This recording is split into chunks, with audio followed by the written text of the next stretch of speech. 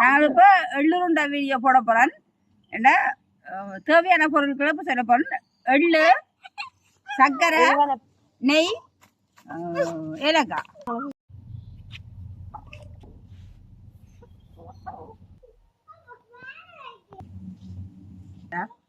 இப்போ அப்படியே செய்முறைக்கு போவோம். இப்போ பாருங்க வீடியோ. இப்போ தாச்சி வச்சுட்டு இந்த எள்ளை வறுத்தெடுக்கணும். முதல்ல வறுத்தெடுக்கணும்.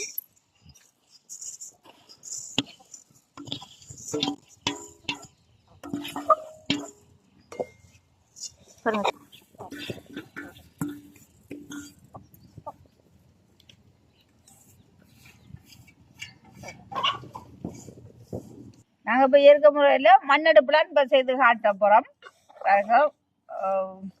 இயற்கையோட சம்மந்தப்பட்டதை தான் நாங்கள் செய்கிறோம். எள்ளு பாருங்க இப்போ வரப்பட்டுடுது. இந்த வடிக்கணும். எள்ளு வடிக்க நாங்கள் எதை இறக்கலாம். எள்ளு வடிக்குது பாருங்க.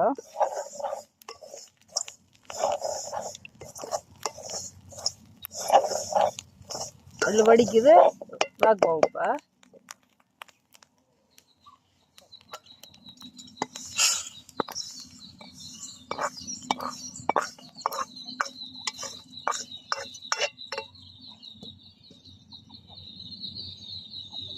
இப்போ நாங்கள் சர்க்கரை பானி காய்ச்ச போகிறோம். அதை காய்ச்சி வைக்கிறேன்.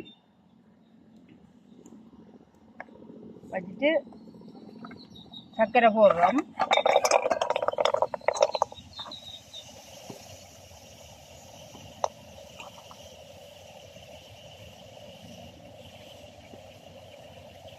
இந்த சர்க்கரைக்கு பானிக்கு 1/4 கப்பு தண்ணி விடணும்.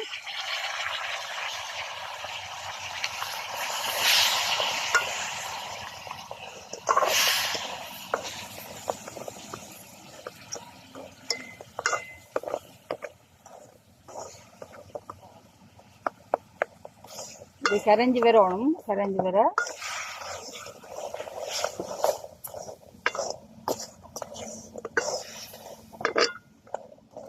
வருது பாருங்க. இது கரைஞ்சி வரணும். கறி வரும், கட்டி விடாது. கரைஞ்சி வரணும் சர்க்கரை.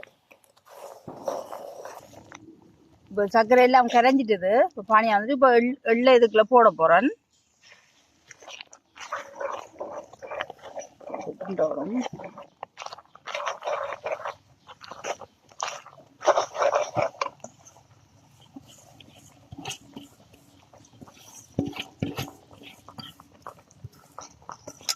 வாசத்துக்காக கொஞ்சம் ஏலக்காய் போடுறேன்.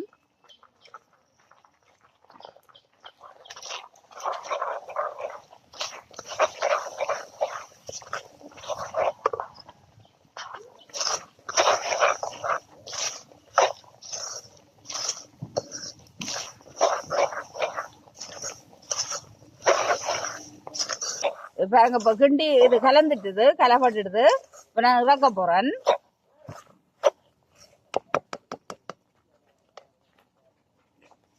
சட்டிக்க நெய்யை ஊற்றுவோம்.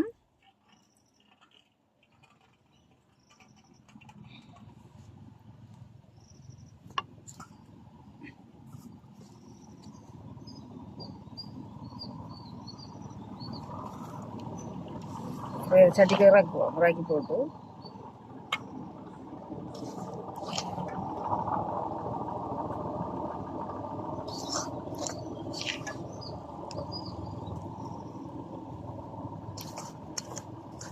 இப்போ எள்ளுருண்டை இளமா சுடுவது.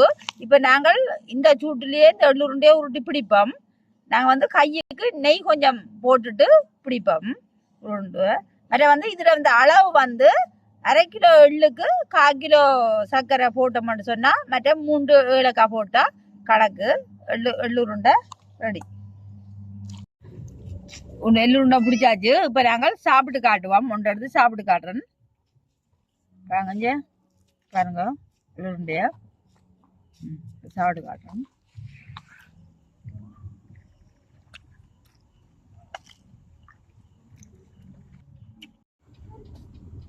இந்த எள்ளுருண்டைய இப்படி செய்து சாப்பிட்டு பார்த்துட்டு கொமல்ல இப்படி இருந்தேன்னு சொல்லுங்க.